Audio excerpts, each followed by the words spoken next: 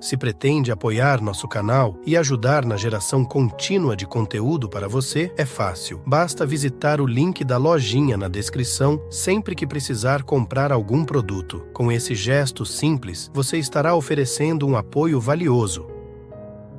Um caminho seguro para você interpretar se está sendo cristão ou não, se está vivendo a essência da espiritualidade cristã, é você se perguntar: eu amo a Deus acima de todas as coisas e ao próximo como amo a mim mesmo?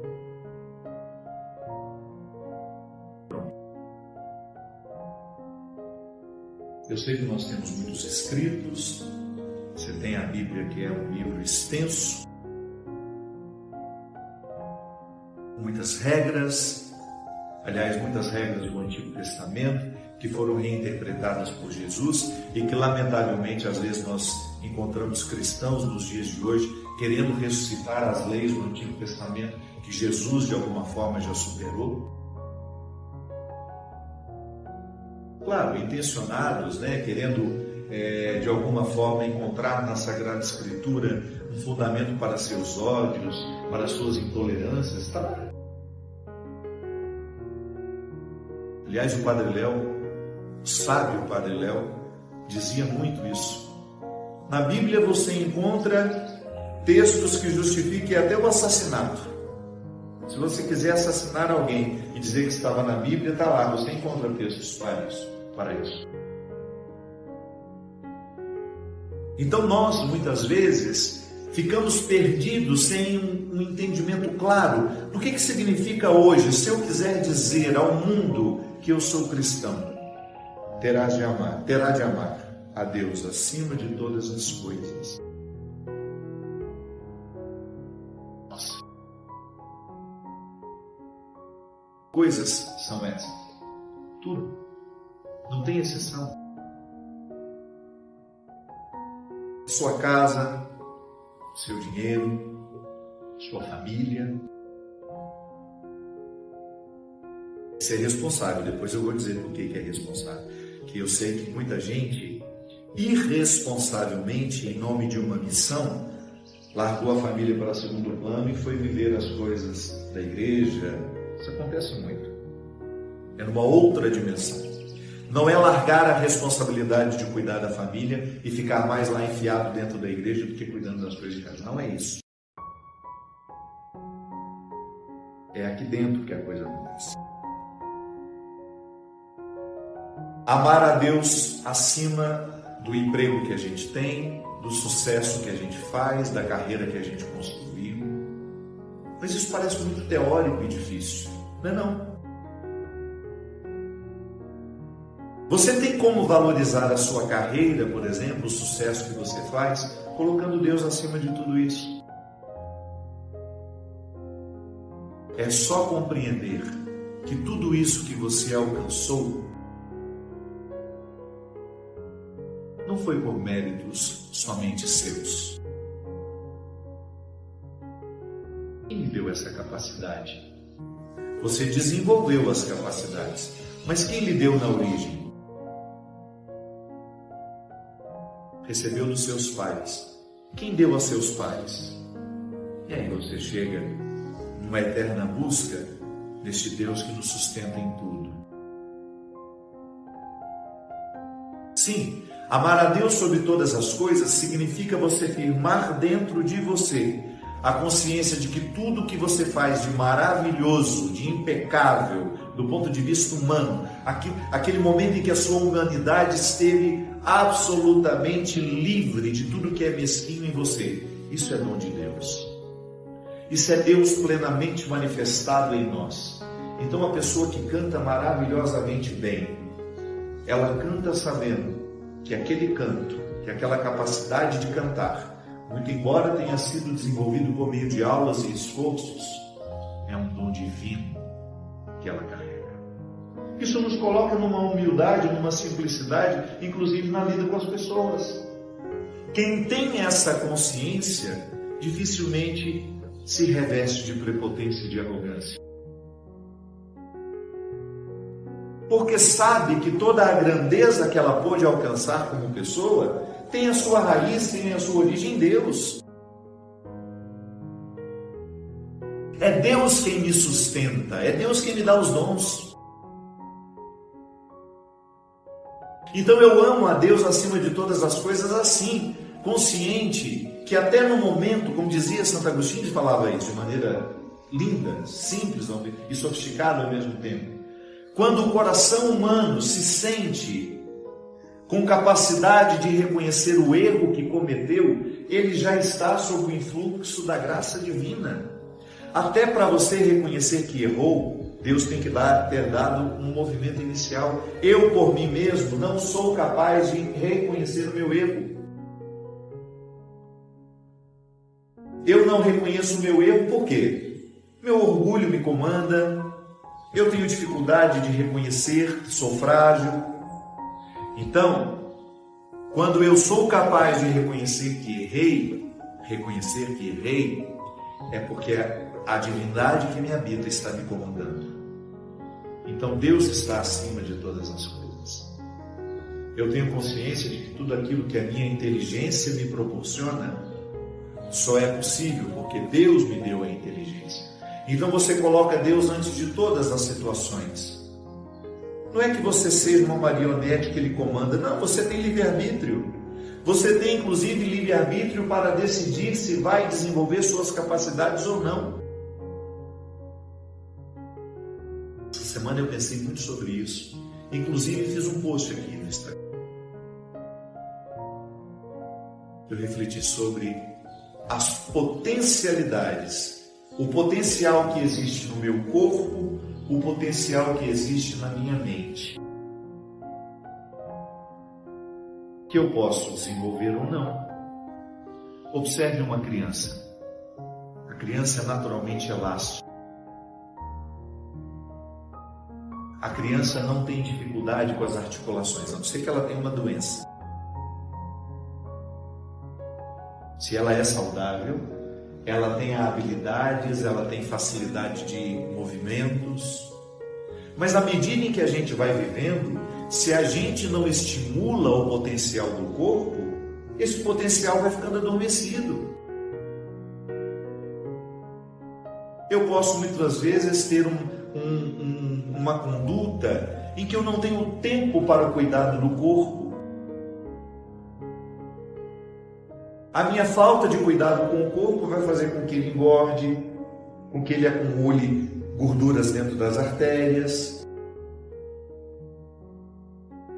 que ele vá perdendo a flexibilidade.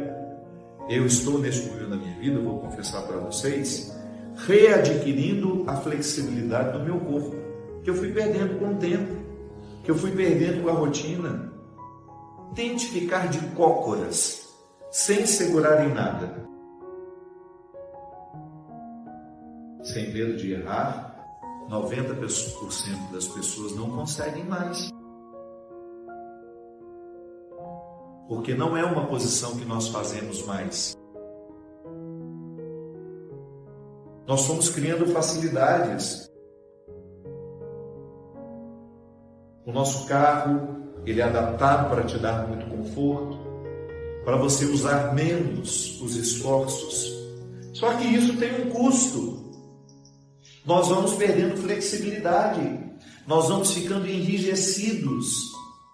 E lamentavelmente, quando nós estamos enrijecidos, quando a nossa musculatura está enrijecida, as nossas articulações ficam mais propensas a serem lesionadas, a serem machucadas, porque nós não temos mais a flexibilidade do movimento. A musculatura, ela deveria ser forte e flexível. Há pessoas que só têm a musculatura forte. Criou boa base muscular, mas não desenvolveu flexibilidade. Há pessoas que têm boa flexibilidade, mas falta um pouco de massa muscular. Está com muito tecido adiposo. Eu não estou falando de estética, viu, gente? Não, você tem o direito de ser como você quiser e ficar confortável em você do jeito que você bem entender. Mas coloque um pouco de flexibilidade no seu corpo e você vai ver como ele agradece com menos dores. O descanso fica mais fácil, o trabalho fica mais fácil. A maioria de nós tem dor na lombar. Não pode agachar que já volta todo torto, todo... Tenta pegar uma coisa do tipo, ai, travei! Levanta nunca mais. Por quê? O potencial do corpo, ele existe. Está escondido lá, mas muito escondido dentro de nós. Por isso que é bom você ter uma atividade física que exercite, que estimule força muscular e flexibilidade. A mente, a mesma coisa. Eu posso ter uma mente tranquila, serena, o potencial dela é este. Você não nasceu angustiado. Você não nasceu conflituado do ponto de vista mental. Se todas as suas necessidades foram satisfeitas na hora certa, você ficava lá, no bercinho, respirando corretamente. Chega um momento que a nossa ansiedade é tão grande que modifica até a nossa respiração. É impressionante como até o nosso corpo sofre as consequências de uma mente desordenada. Quanto mais em cima você respira, maior é a sua ansiedade. A respiração profunda, aquela que pega desde a base do seu abdômen, que vai subindo, até a sua cabeça. Essa é a respiração que tem um poder enorme de oxigenar tudo, inclusive os seus pensamentos. O potencial da mente está ali dentro, mas está adormecido. Eu recebi aqui um texto muito interessante que eu gostaria de ler para motivar uma reflexão nossa aqui. O texto chama-se Pai, começa o começo. Quando eu era criança e pegava uma tangerina para descascar, corria para o meu pai e pedia: Pai, começa o começo. O que eu queria era que ele fizesse o primeiro rasgo na casca, aquele que é mais difícil, resistente, para as minhas pequenas mãos. Depois, sorridente, ele sempre acabava descascando toda a fruta para mim. Mas outras vezes eu mesmo tirava o restante da casca a partir daquele primeiro rasgo providencial que ele havia feito. Meu pai faleceu há muito tempo e não sou mais criança. Mesmo assim, sinto grande desejo de tê-lo ainda ao meu lado para, pelo menos, começar o começo de tantas cascas duras que encontro pelo caminho. Hoje minhas tangerinas são outras. Preciso descascar as dificuldades do trabalho, os obstáculos dos relacionamentos com os amigos, os problemas no núcleo familiar, o esforço diário que é a construção do casamento, os retoques e pinceladas de sabedoria na imensa arte de viabilizar filhos realizados e felizes, ou então o enfrentamento sempre tão difícil de doenças, perdas, traumas, separações, mortes, dificuldades financeiras e até mesmo as dúvidas e conflitos que nos afligem diante de tantas decisões e desafios que enfrentamos. Em certas ocasiões, minhas tangerinas transformam-se em enormes abacaxis. Lembro-me então que a segurança de ser atendido pelo papai, quando pedia para começar o começo, era o que me dava a certeza que conseguiria chegar até o último pedacinho da casca e saborear, enfim, a fruta. O carinho e a atenção que eu recebia do meu pai me levaram a pedir a ajuda de Deus, meu Pai do céu, que nunca morre e está sempre ao meu lado. Meu pai terreno me ensinou que Deus, o Pai do céu, é eterno e que seu amor é garantia de nossas vitórias. Quando a vida parecer muito grossa, difícil, como a casca de uma tangerina para as mãos frágeis de uma criança, lembre-se de pedir a Deus: Pai, começa o começo. Não sei que tipo de dificuldades eu e você estamos enfrentando ou encontraremos pela frente na nossa vida. Sei apenas que vou me garantir no amor eterno de Deus para pedir sempre que for preciso: Meu Pai, começa o começo. Bonito, né? É verdade, você sabe que eu também muitas vezes pedi isso ao meu pai, que ele fizesse aquele primeiro rasgo, sobretudo a laranja também. A laranja era mais difícil de descascar, né? Ele fazia aquele miolinho, depois então eu começava. Eu gostava de ter essa autonomia, de aprender coisas que antes eu dependia de outras pessoas. Isso é o processo natural da vida, né? Amarrar os sapatos, por exemplo, são conquistas pequenas que representam muito na vida de uma criança. Eu me recordo que quando eu amarrei os meus sapatos sozinho pela primeira vez, aquilo foi uma comemoração, que eu fiz questão de mostrar para todo mundo que chegava. Desamarrava o sapato e amarrava de novo só para mostrar. Mas isso é importante demais no processo da nossa vida humana, a gente alcançar essas autonomias. É muito importante a gente aprender a fazer o que antes a gente não sabia fazer sozinho. Mas por outro lado, na vida espiritual, a gente sempre vai precisar levar conosco essa convicção de que nós temos um Deus que nos ajuda sempre nos começos, também nos meios e nos fins, né? E isso, você sabe que isso é muito maduro, a gente alimentar essa fé, porque a gente foge daquela convicção de que Deus, Ele está na nossa vida para realizar, para fazer tudo por nós. Não.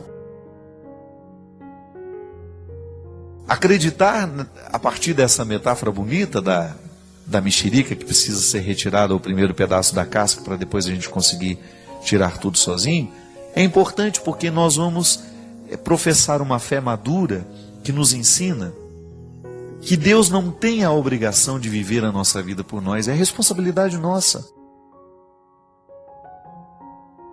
Mas que Ele é a garantia amorosa de estar o tempo todo do nosso lado para nos sustentar no momento da dificuldade.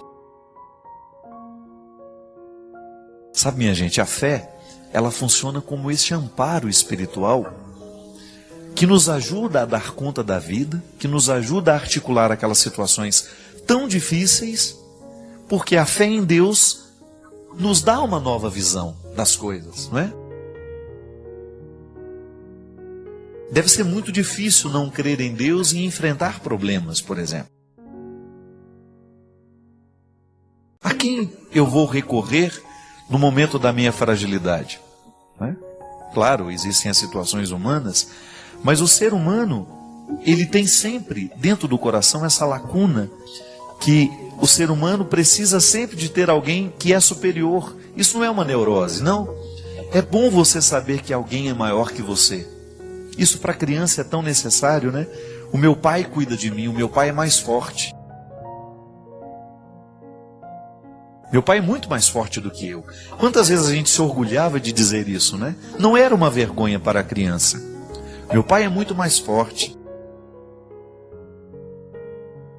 Então o reconhecimento da nossa fraqueza não era uma vergonha, porque existia uma satisfação em reconhecer que o pai era o poderoso da história.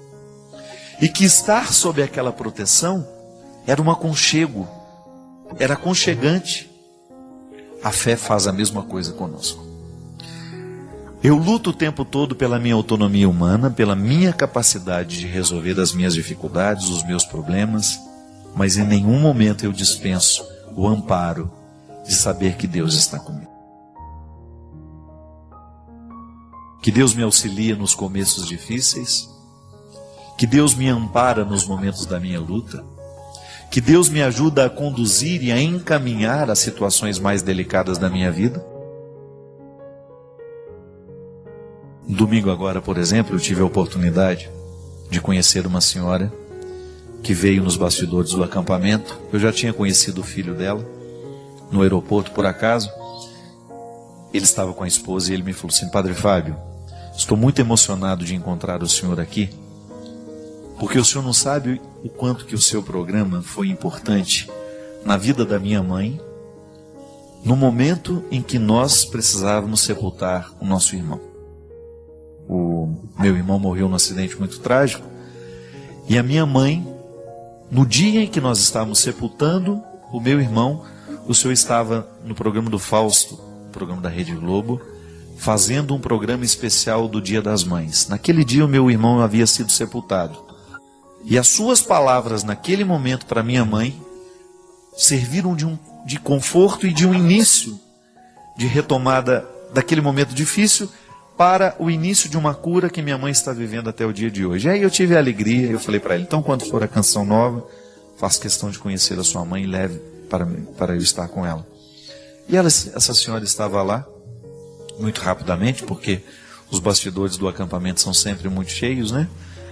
E aí eu tive a oportunidade de abraçar aquela senhora e ela chorava. E eu também fiquei muito emocionado. E ela me dizia isso: Padre, como é duro perder um filho.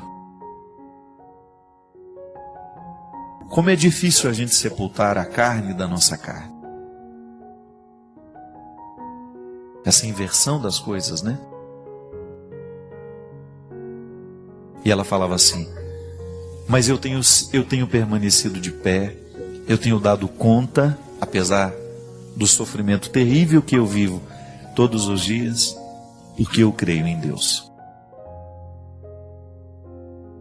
Ali nessa hora, minha gente, a gente entende o significado dessa parábola. Eu preciso retirar a casca o tempo todo. Eu preciso resolver os problemas. Eu preciso encaminhar os meus lutos. Você também. Mas quando nós temos essa convicção de que Deus está conosco, o coração fica melhor. O peso da vida fica aliviado. A vida continua sendo difícil, mas a fé em Deus nos fornece um arsenal. Ela nos oferece um instrumental que nos ajuda em muito a dar conta de tudo isso. Por isso que eu dizia, e volto a dizer, e nunca vou me cansar: crer em Deus é uma atitude de inteligência. Crer em Deus é razoável, porque toda vez que eu estou diante de alguém que me é superior, eu me sinto amparado por aquilo que é frágil em mim. Ah, então Deus é a invenção da nossa cabeça. Não. Deus se utiliza dessa condição humana, desse detalhe da condição humana, para poder manifestar-se. A grandeza de Deus é explicada assim, na sua capacidade de ser conosco, de sentir as mesmas dores que nós sentimos, de amar com os mesmos sentimentos, não é?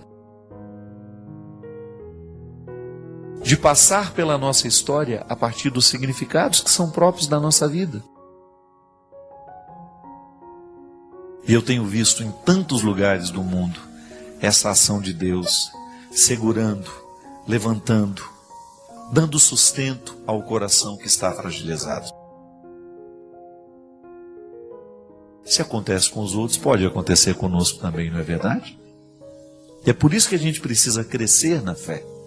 Porque quanto mais a gente cresce na fé, maior é a nossa possibilidade de enfrentar as dificuldades com determinação, com segurança.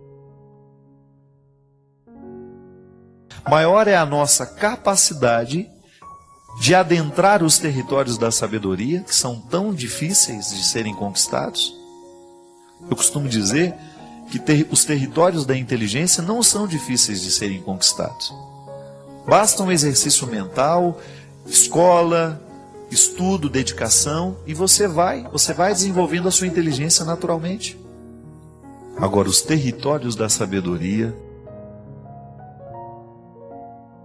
esses são mais dolorosos de serem alcançados. É por isso que a gente entende que às vezes a gente encontra pessoas muito inteligentes, mas pouco sábias. E às vezes você encontra gente pouco inteligente, sem muita instrução, não teve muita oportunidade de desenvolver a sua cognitude, né? As suas aptidões cognitivas, de inteligência, de reflexão, né? de lógica. Mas aí você encontra um pensamento tão sábio, simples, mas tão sábio. Aí você olha para aquela pessoa e ela enfrenta a vida com tanta sabedoria, com tanta simplicidade. E sabedoria e fé são dois braços de um mesmo corpo. Onde existe sabedoria, existe fé. Onde existe fé, existe a sabedoria. Sabedoria como este elemento que amplia a visão que temos das realidades. Então eu olho para o sepultamento do meu filho e eu não vejo só desesperança. Eu vejo ali também a ressurreição. Eu vejo ali também a possibilidade de viver melhor a partir daquela perda.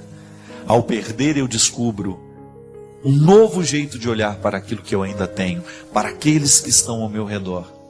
E quem sabe, por causa da dor que eu sinto, pelo filho que eu perdi, eu tenha condições de amar os filhos que me restaram, a família que ainda está comigo. É uma sabedoria que nós precisamos atingir. É um resultado de fé que nós precisamos querer conquistar o tempo todo. Nossa comunidade é um espaço sagrado de reflexões que alimentam a fé e a conexão com Deus. Seja parte deste movimento espiritual, inscreva-se agora e compartilhe nos comentários suas experiências e bênçãos divinas, que cada palavra seja um elo mais forte em nossa jornada espiritual.